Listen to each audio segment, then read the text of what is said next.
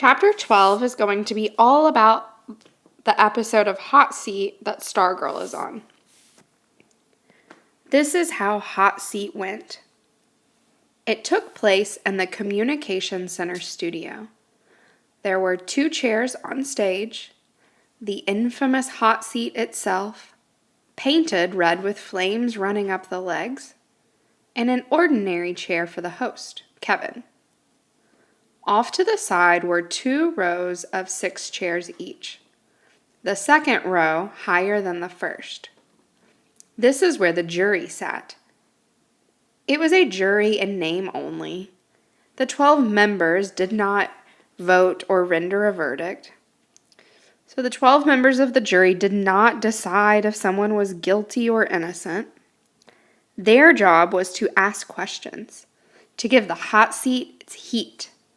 Ticklish questions, embarrassing questions, nosy questions, but not mean or hurtful questions. The idea was to make the subject squirm, not roast. So they wanted to make the person on hot seat feel embarrassed, but not attacked. In the spirit of mock inquisition, to pretend we were acting, we called the subject the victim. And why would anyone want to be the victim? The lure of TV, the chance to confess or lie before a camera and before peers instead of parents. But I doubted the usual reasons applied to Stargirl. Why do you think Stargirl decided to be on the hot seat?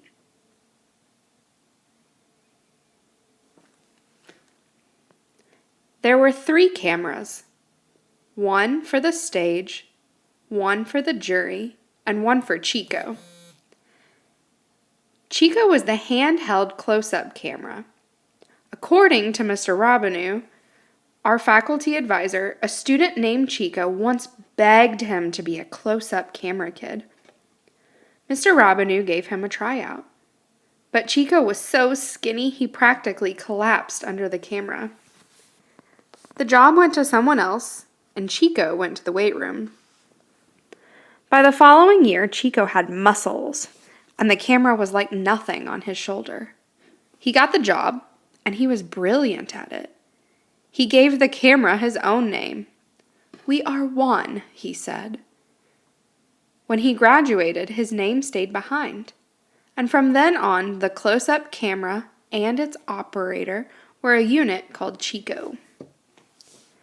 The host and the victim were each fitted with a thimble-sized clip-on mic.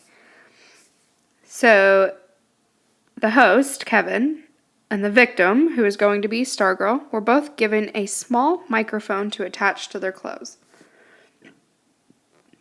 The jury passed around a hand mic.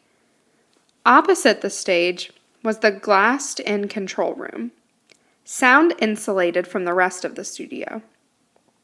That's where I worked, wearing my headset, watching the monitors, directing the shots.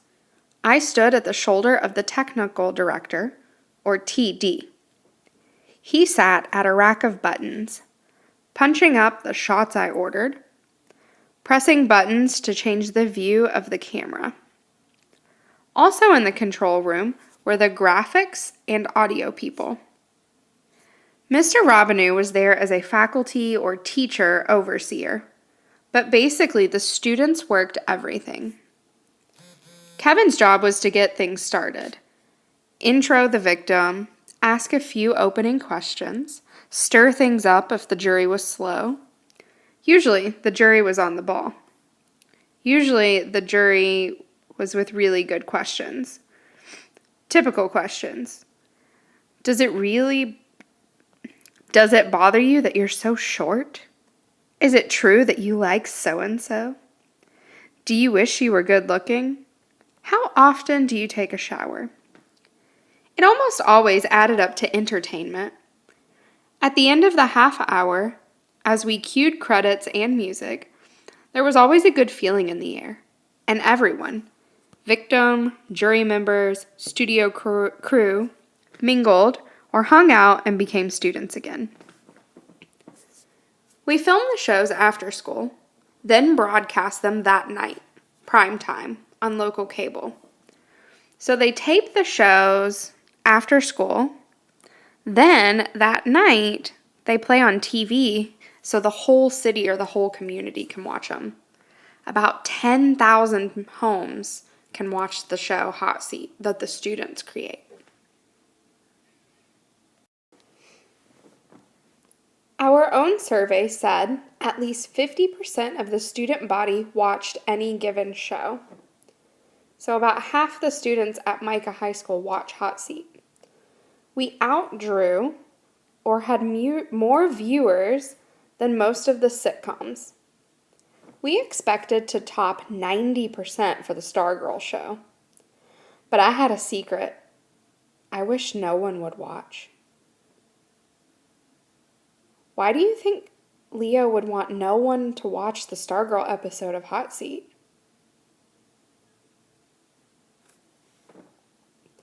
In the month since we had scheduled the show, Stargirl's popularity had dropped out of sight. Stargirl had quit being popular. Gone were the ukuleles from the lunchroom.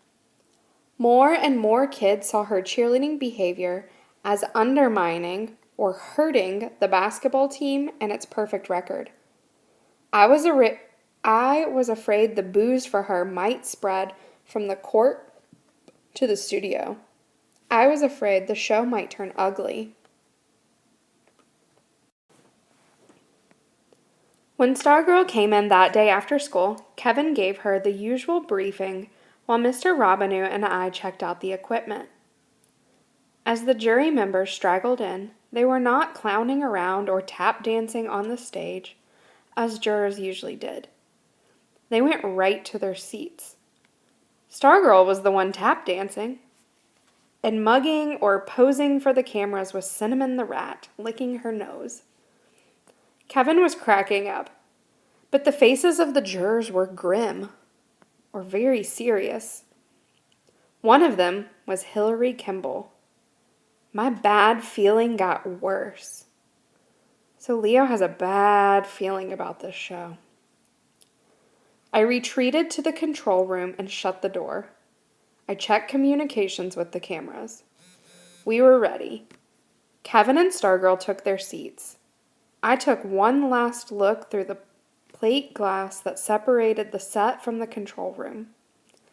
For the next half hour, I would see the world through 4 monitors.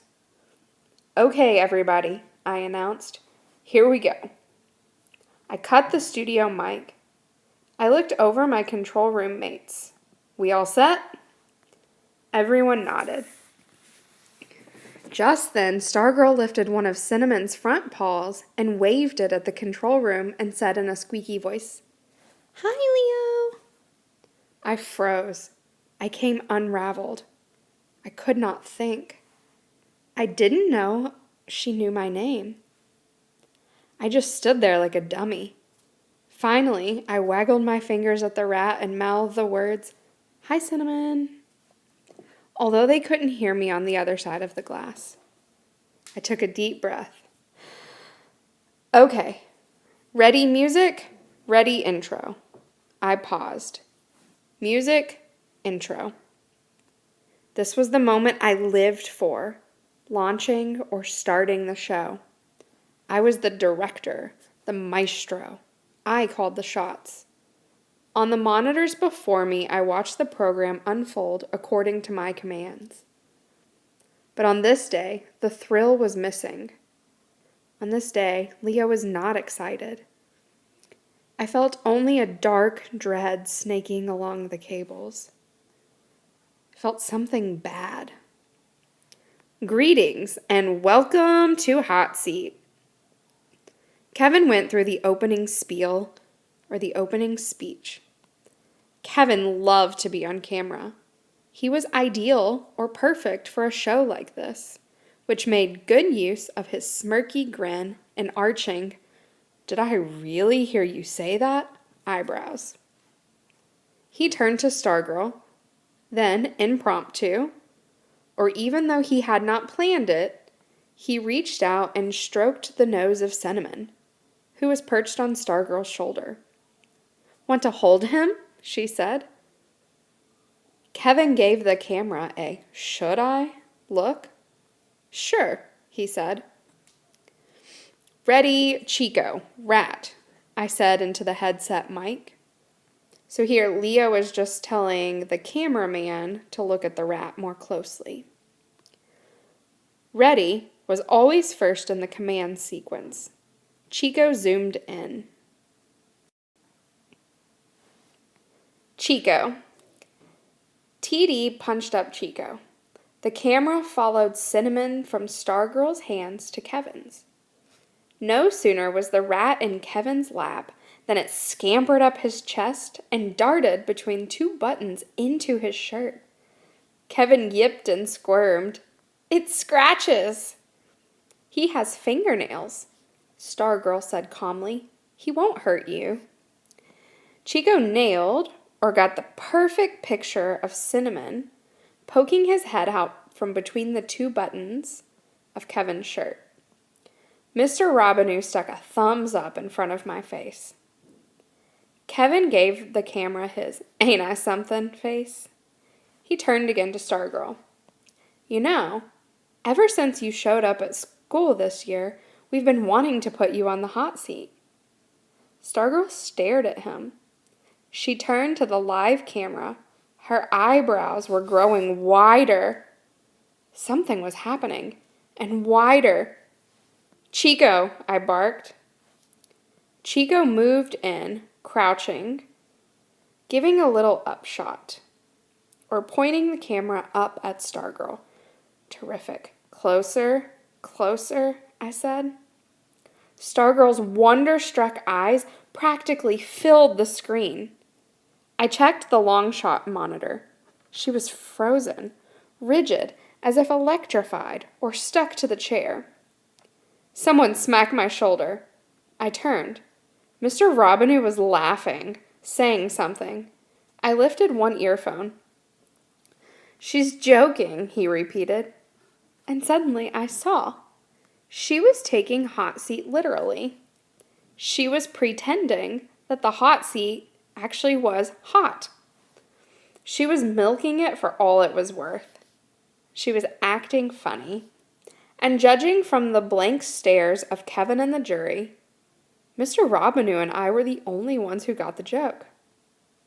Stargirl's hands were rising from the arms of the hot seat. "Ready, one," I called. "One." Camera one, not there at first, but getting it now. The long shot, nailing her as her hands came off the chair's arms, fingers spread wide. You could almost see her fingertips smoking. "Hold it," I prayed. "Hold it." As her horrified eyes swung down over the side of the chair, the hot seat saw painted flames. Yikes! Her scream beat instrument dials like palms in a hurricane. The rat leaped from Kevin's shirt. The TV image quaked as my camera one man flinched. He recovered and caught her standing now on the edge of the stage. Bending over with her rear end in the camera, flapping her hand behind her, fanning her smoking fanny. She was pretending her bottom had been burned by the seat. Finally, Kevin got it. He went nuts. "One, pull back. Get Kevin in it. Ready? One." Kevin was doubled up. He's laughing, tipping out of his chairs on his knees on the stage. His laughter flooded the control room. The rat ran over his hands and hopped down the single stage step. "The rat," I yelled. "Two, get the rat." But two couldn't get the rat because the rat was nosing around two's feet and two was bolting from his camera. So the cameraman number two was running from his camera. "Chico, rat."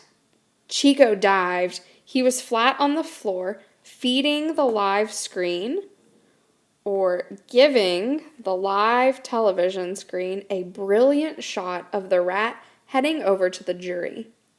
The jury members scrambling, taking off, climbing onto their seats. Forget the readies. I don't have time to say ready before I make a command. Things were happening too fast. The cameras were dancing. The cameras were moving all around, feeding the monitors. I barked commands. TD was punching his button rack like some hard rock keyboarder. Stargirl's pantomime, or her pretend act, where she was pretending that the seat was hot, remains the best I have ever seen. Mr. Robinu kept squeezing my shoulder. As he said later, it was the greatest moment in hot seat history. But because of what followed, or because of what happened next, no audience would ever see it. So in chapter 12 that we just read,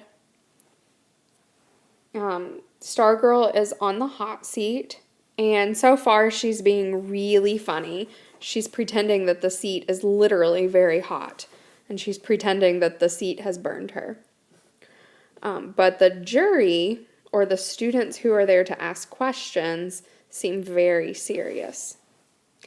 And Leo tells us whatever happens next on the hot seat is going to be the reason that nobody would ever get to see the TV show. So, again, we have 2 before you move on questions, okay? I want you to take time to answer these questions before you read chapter 13. Question number 1 says conclusions. Reread pages 64 to 65. Why do the students trick Stargirl at the game? So go back and read pages 64 and 65. Why do the cheerleaders and basketball players trick Stargirl into going back into the school and then driving off and leaving her 2 hours away? Question number 2 asks you to predict. Reread page 72. This is the page we're on. How will hot seat end? How do you know? So what do you think is going to happen on hot seat, and how do you know?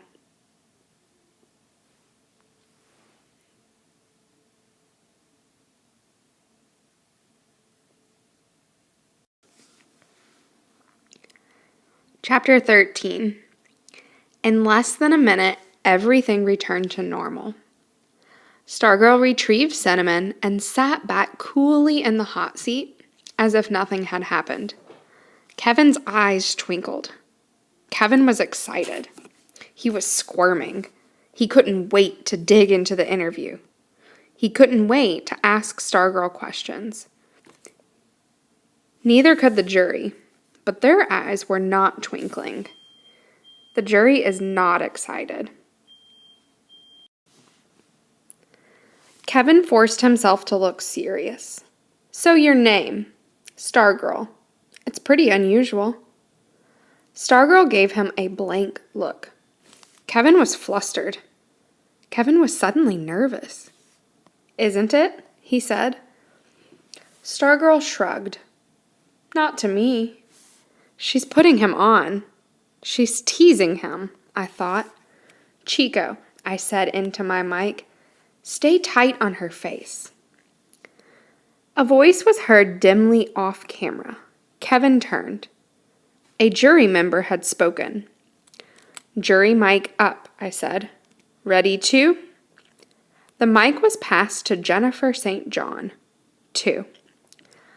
The mic looked like a black ice cream cone before Jennifer's face. Her voice wasn't pleasant. Her voice wasn't nice. What was wrong with the name your parents gave you? Stargirl turned slowly to Jennifer. She smiled. Nothing. It was a good name. What was it? Susan. So why did you drop it? Because I didn't feel like Susan anymore. So you just threw out Susan and named yourself Stargirl? No. Still smiling. No. Pocket Mouse. 12 pairs of eyes boggled. Everyone looked very surprised. What? I named myself Pocket Mouse, Stargirl said breezily. Then Mud Pie, then Hully Gully, then Stargirl. Damon Ricci snapped the mic from Jennifer St. John. So, what's it going to be next? Dog turd? Uh-oh, I thought. Here we go. Kevin jumped in. So, you change your name whenever you get tired of it. Whenever it doesn't fit me anymore. I'm not my name. My name is something I wear, like a shirt. It gets worn. I outgrow it. I change it. So Stargirl says that your name is something you wear, like a shirt. If you outgrow it, you can change it. If you could have any name, what would your name be?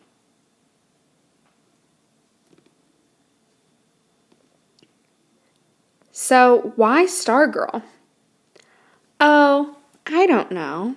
She petted Cinnamon's nose with her fingertip. I was walking in the desert one night, looking up at the sky like, she chuckled, how can you not look at the sky? And it just sort of came to me, fell on me. It felt like a perfect name. Kevin looked up from his sheet of prepared questions. So, what do your parents think? Are they sad you didn't keep Susan? No, it was almost their idea. When I started calling myself Pocket Mouse when I was little, they called me that too. And we just never went back. Another distant voice came from the jury. I tapped the soundman. Jury mic, and keep all mics open. Keep all microphones on, ready to be used. I hated to do it. It was Mike Ebersole. I said, do you love your country? Yes, she answered briskly. Do you love yours? Ebersole ignored her question. Why don't you say the Pledge of Allegiance right? She smiled. Sounds right to me. Sounds like you're a traitor to me. Sounds like you hate your country. Jurors were only supposed to ask questions, not make statements. A hand reached into the picture. A hand was seen by the camera and grabbed the mic from Ebersole. Becca Rinaldi's angry face appeared on camera too. Why do you cheer for the other team? Stargirl seemed to be thinking it over. I guess because I'm a cheerleader.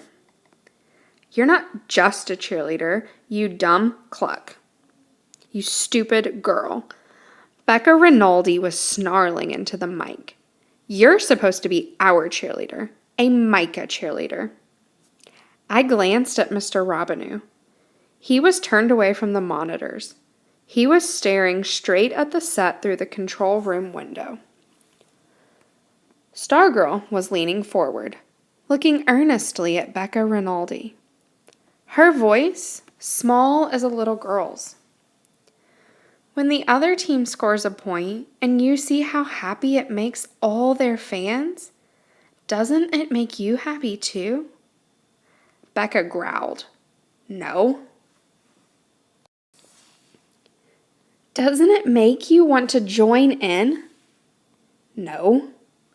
Don't you ever want the other team to be happy too? No. Stargirl seemed genuinely, truly, honestly surprised. You don't always want to be the winner, do you? Becca scowled at her, jutted out her jaw, looking mean. Yes, I do. Yes, I always want to be the winner. That's what I do. I root or I cheer for us to win. That's what we all do. She swept her arms around the set. We root for Micah. She jabbed her finger at the stage. Who do you root for? Stargirl hesitated. She smiled. She threw out her arms. I root for everybody. Kevin to the rescue, thankfully, clapped his hands. Hey, how about this? Maybe it should be official. Maybe one person in the whole district should be appointed to be on. He waved his arm. Everybody's side. Stargirl reached over and slapped Kevin's knee. She could wear every school's letters to represent every school, on her sweater. Kevin laughed. She'd have to be as big as a house. Stargirl slapped her own knee. Then no letter at all. That's even better. She looked into the camera. She swiped at the space before her. Out with letters. Cheerleader at large. Everybody's cheerleader. Kevin sat at attention, placed his hand over his heart.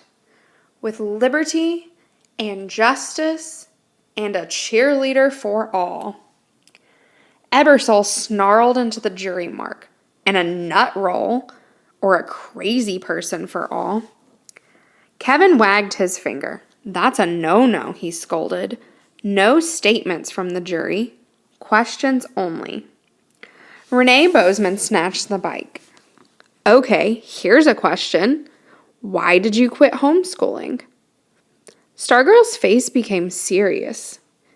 I wanted to make friends. Well, you sure have a funny way of showing it, making the whole school mad at you. I wished I had never given in to hot-seating Stargirl. Leo wishes that he never agreed to letting Stargirl be on the hot seat. Stargirl just stared. Chico filled the screen with her face. Gimme. It was Jennifer St. John reaching for the mic. And out of school, too. You meddle into everybody's business. You become involved with everybody's business. You stick your nose in or become involved in, whether you're invited or not. Why do you do that? Stargirl had no reply. Her usual impish, her usual playful expression was gone. She looked at Jennifer. She looked at the camera, as if trying to find an answer in the lens. Then she was looking away, looking at the control room. I took my eyes from the monitor, and for a second, I thought they met hers at the control room window. I had been wondering when Hillary Kimball would speak up. Now she did. I'm going to tell you something, girl. You're goofy. You're crazy. Hillary was standing, jabbing her finger at Stargirl, chewing on the mic. You must have come from Mars or something. Kevin raised a timid hand. And don't you tell me no statements, Kevin. Where'd you come from? Mars or something? There. Now it's a question. Back to where you came from. There's another question. Stargirl's eyes filled the camera. Don't cry, I prayed. There was no stopping Hillary. You want to cheer for other schools? Fine. Go there. Don't come to my school. Get out of my school. Other hands were snatching at or trying to get the mic. I know what your problem is. All this weird stuff you do, it's just to get attention. It's to get a boyfriend. The jurors laughed. They were a mob. They were a group of angry people. Hands grabbed at the mic. Kevin looked anxiously or nervously at me. I could do nothing. With all the buttons and switches at my command, I was helpless to change anything on the other side of the glass. I got a simple question for you. What's the matter with you? Huh? Why can't you be normal? Why do you want to be so different? Yeah, is something wrong with us? You got to be so different?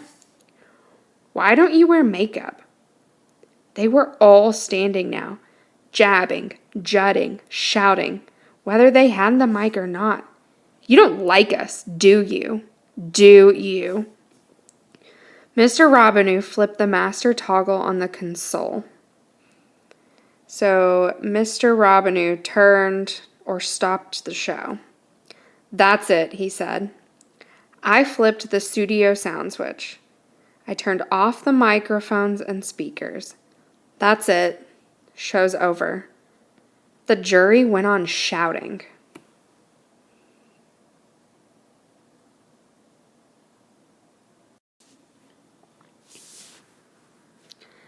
So chapter 14 is going to start the day after Hot Seat. If you remember, Hot Seat happened on February 13th. So chapter 14 is going to take place or start taking place on Valentine's Day, February 14th. This was the start of a period that blurs as I try to recall it. So for Leo, this whole story happened in the past, and this is the start of something that is hard for him to remember. Incidences seem to cascade and merge. I can't remember exactly what happened. Events become feelings, feelings become events. Head and heart are contrary to historians. Emotions or feelings can change memories. The Hot Seat session was never aired. They never put it on TV. Mr. Robinu destroyed the tape. Of course, that didn't stop every moment of it from being reported. In fact, most of the students knew about it by the time school opened the next day. What I recall then, when the last detail had been spilled, is a period of whispers and waiting. Tension. What would happen now? Would the jury's open hostility spill over into the classrooms? So, would the feelings, anger, be repeated in school? So all the students who were asking questions, the mean questions to Stargirl in chapter 13, would that meanness come into the classroom? How would Stargirl react? Answers were expected on the following day, Valentine's Day. On previous holidays, Halloween, Thanksgiving, Christmas, Groundhog Day, Stargirl had left a little something on each desk in her homeroom. Would she do likewise this time? The answer was yes. Each member of homeroom number 17 found a candy heart on his or her desk the next morning. So here on Valentine's Day, even though in chapter 13 on the hot seat, the students were very mean to Stargirl, the next morning on Valentine's Day, she put a candy heart on her homeroom students' desks. There was a basketball game that night, I do remember. The biggest game of the year. The Electrons had breezed through the regular season undefeated. So they won all the games in the regular season, but now the second season was about to begin, the playoffs.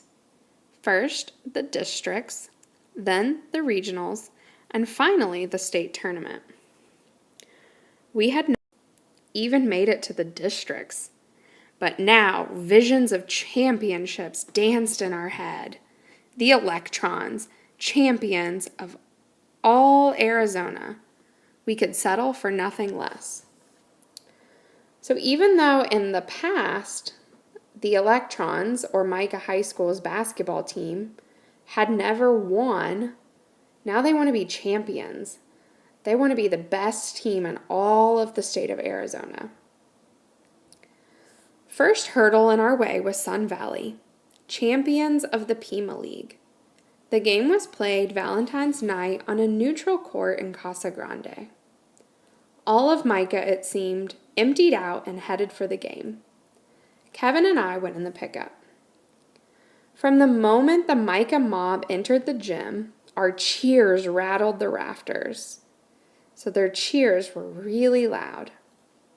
The big green M on Stargirl's white setter The big green M on Stargirl's white sweater flounced as she spun and leaped with the other cheerleaders. I spent as much time watching her as I did watching the game. She cheered when we scored. When Sun Valley scored, she did not. Something inside me felt better. But not for long. We were losing. For the first time all year, we were trailing at the end of the first quarter. In fact, we were getting smoked. We were losing badly, 21-9. The reason was no mystery. Why were they losing? While Sun Valley's team was not as good as ours, they did have one thing we did not, a superstar. A kid named Ron Kovac. He stood 6'8" and averaged 30 points per game. Our players looked like 5 Davids flailing against Goliath. Our basketball team looked like 5 weaker players fighting against one giant player. The Sun Valley's lead had increased to 19 points midway through the second quarter. Our once raucous fans were stunned into silence. And that's when it happened. The ball was loose in the middle of the floor. Several players from each team dived for it. At that moment, Kovac was running past, trying to avoid the divers, and his right foot came down on a prone player's sneaker. So it was told in the newspaper the next day. At the time, it happened so fast, no one saw it, though several people said they heard a sickening crack, a terrible breaking sound, like a twig snapping. All we knew that suddenly Goliath, or their big basketball player, was on the floor writhing and screaming. His right foot looked all wrong, and the Sun Valley coaches and trainer and players were sprinting across the floor. But they were not the first. Stargirl, somehow, was already there. While Kovac's own cheerleaders sat gaping and stricken or scared on their bench, Stargirl knelt on the hardwood floor. She held his hand in her lap while the others attended to his broken leg. Her hands moved over his face and forehead. She seemed to be saying things to him. When they carried him away on the stretcher, she followed. Everyone, both sides, stood and applauded. The Sun Valley cheerleaders leapt as if they had just scored 2 points. Ambulance lights flashed in the high windows. I knew why I was applauding. Why is Leo clapping? But I wondered about some of the other Micah fans. Were they really standing in tribute? Were they really standing to honor Kovac, the player who had just broken his leg? Or were they standing because they were happy to see him go? The game resumed. Stargirl returned to the cheerleaders' bench. Without Kovac, Sun Valley was a pushover. So with the other team having their best player break his leg, the other team, Sun Valley, was easy to beat. By early in the second half, we took the lead and went on to win easily. 2 nights later, we lost to Glendale. Again, we fell farther and farther behind as the first half went on. But this time, there was no turnaround in the second half. This time, the Electrons faced not 1, but 5 players better than themselves. This time, no opponent broke an ankle, though I'm sure some of us secretly wished for it. We were shocked. We couldn't believe it. And then, as the seconds of the fourth quarter ticked by, we did believe. The cheers from across the gym were like volleys of arrows piercing our grand illusion. Hearing the other team cheer made us realize we were really going to lose. How could we have been so stupid? Did we really think that little Micah, undefeated in its own third-rate league, could ever stand up to the big city powerhouses around the state? We had been lured into great, foolish expectations. Suckered. We were devastated. It had been wonderful to be winners, and so right for us. Winning, we had come to believe, was our destiny. And now, as the Glendale coach sent in the scrubs to mop us up, as the other team's coach sent in the players that would end the game, Micah girls wept or cried. Boys cursed and booed. Some blamed the officials, or the nets, or the lights. The cheerleaders, to their credit, kept on cheering. They looked up at us with glistening eyes and mascara tracks on their cheeks. They pumped their arms and shouted and did everything that cheerleaders are supposed to do. But their gestures were empty, their hearts not in it. The cheerleaders did not believe we could win, except for Stargirl. As I watched her intently, I could see that she was different. Her cheeks were dry. There was no crack in her voice, no sag in her shoulders. From the start of the second half on, she never sat down, and she never again looked at the game. She turned her back on the court. She stood and faced us and gave not an ounce of herself to the jubilation across the gym. Stargirl was not worried about how excited the other team was that they were winning. We were losing by 30 points with a minute to go, but she cheered on as if we had a chance. Her eyes blazed with a ferocity. She showed a determination I had never seen before. She shook her fist at us. She flung her defiance at our gloom. She tried to cheer us up. And then her face was bloody. A Glendale player had dunked the ball, and Kevin pounded my knee with his fist, and I looked to see Stargirl's face, suddenly a bloody mask, and I was on my feet screaming, "No!" But it wasn't blood. It was a tomato.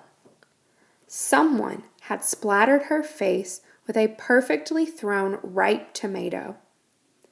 And as the clock expired and the Glendale fans poured onto the court, Stargirl just stood there, her great eyes staring up at us in utter bewilderment through the pulpy red gore. So she stared up at us with confusion through the tomato juice that's on her face. Spouts of bitter laughter erupted among us, even some applause. The next morning at home, I found the card. It was in a school notebook that apparently I had not opened for several days.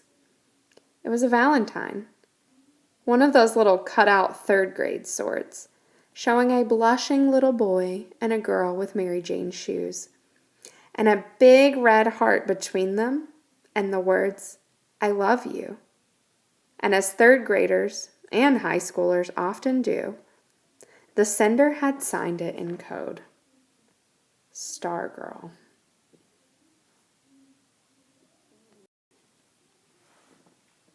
All right, chapter 15.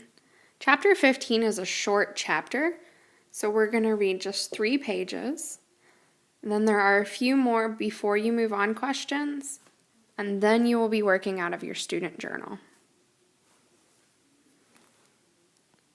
Chapter 15. She gave everybody in school a card. That was my first thought. When I saw Kevin at school, I was about to ask him, but I pulled back. I stopped myself. I waited until lunch. I tried to be casual. I slipped it in with the only thing that mattered that day. The school was in mourning. The school was very sad, as if someone had died. The game, the loss, the tomato. Oh, yeah. Incidentally, speaking of Stargirl, did you happen to get a card? He looked at me funny. She gave them to her homeroom, I heard. Yeah, I said. That's what I heard too. But was that all? Didn't she give them to everybody else?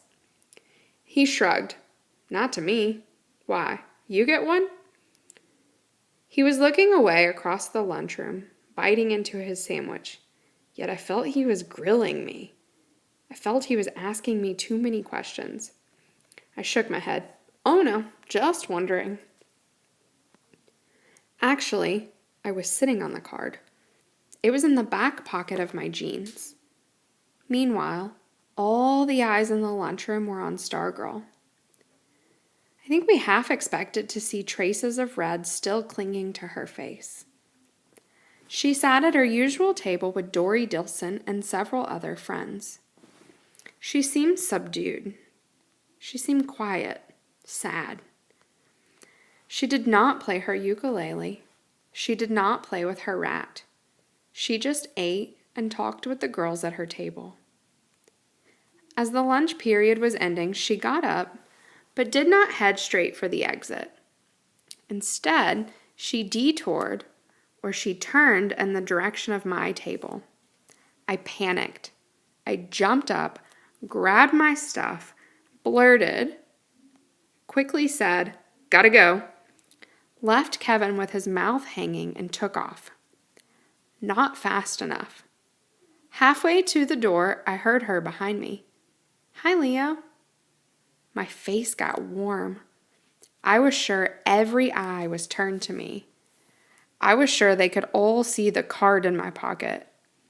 I pretended to look at the clock. I pretended I was late for something. I ran from the lunchroom. I lurked in the shadows. I tried to hide for the rest of the day. I went straight home after school. I stayed in my room. I came out only for dinner. I told my parents I had a project to do. I paced. Or I walked back and forth across my room. I lay on my bed and stared at the ceiling. I stared out the window. I laid the card on my study desk. I picked it up. I read it. I read it. I read it. I played, "Hi, Leo," over and over in my head. I tossed darts at the corkboard on the back of my door. My father called in. "What's your project? Darts?" I went out.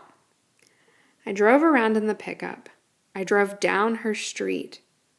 At the last intersection before her house, I turned off. Right before getting to her house, he turned to go down a different street. For hours, I lay under my sheet of moonlight. I lay on my bed in the light of the moon. Her voice came through the night, from the light, from the stars. "Hi, Leo." In the morning, it was Saturday, Kevin and I went together to Archie's for the weekly meeting of the Loyal Order of the Stone Bone. There were about 15 of us. We wore our fossil necklaces. Archie wanted to discuss the Eocene skull he was holding, but all the others could talk about was the game. When they told Archie about the tomato, his eyebrows went up. But other than that, his face did not change. I thought, this is not news to him. He already knows. How does Archie already know about Stargirl being hit in the face with a tomato? Archie spent the whole session that way, nodding and smiling and raising his eyebrows. We dumped our disappointment on him, the devastation of the lost. He said very little. When it was over, he looked down at the skull in his lap, patted it, and said, "Well, this fellow here lost his game too. He was winning for 10 million years or so. But then the early grasses started growing up all around him, and he found himself in a different league." he found that he could not compete. He hung in there as well as he could. He scored his points, but he kept falling farther and farther behind. The opposition was better, quicker, keener. In the championship game, our boy got annihilated. He got beaten badly. Not only didn't he show up for class the next day, he never showed up. Period. They never saw him again. Archie lifted the snouted, fox-sized skull until it was side by side with his own face. A good minute passed as he said nothing, inviting us into our own thoughts. Faces staring at faces, staring at faces. We just sat and stared at each other's faces. Tens of millions of years of faces in a living room in a place called Arizona. All right. After reading chapter 15, we have a few more before you move on questions to look at. So go back and read page 78. And when you read 78, try to answer this question. What are the real reasons the jury is angry with Stargirl? So think about everything that's happening. Why are the students at Micah High School so angry with Stargirl?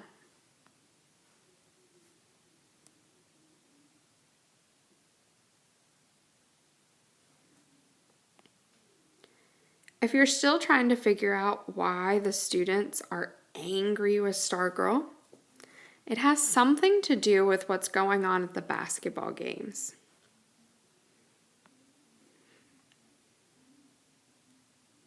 Number 2 says metaphor.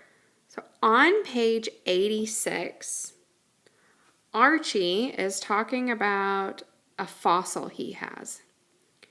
Why does Archie compare his fossil to a basketball player? So Archie is holding a fossil in his hand, and he says, well, this fellow here lost his game too. So why does he compare the ancient fossil skull that he has in his hand to a basketball player?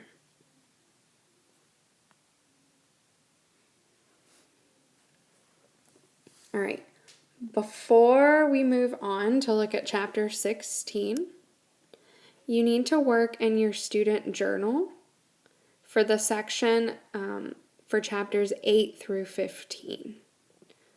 I believe these are pages 7 and 8 in your student journal.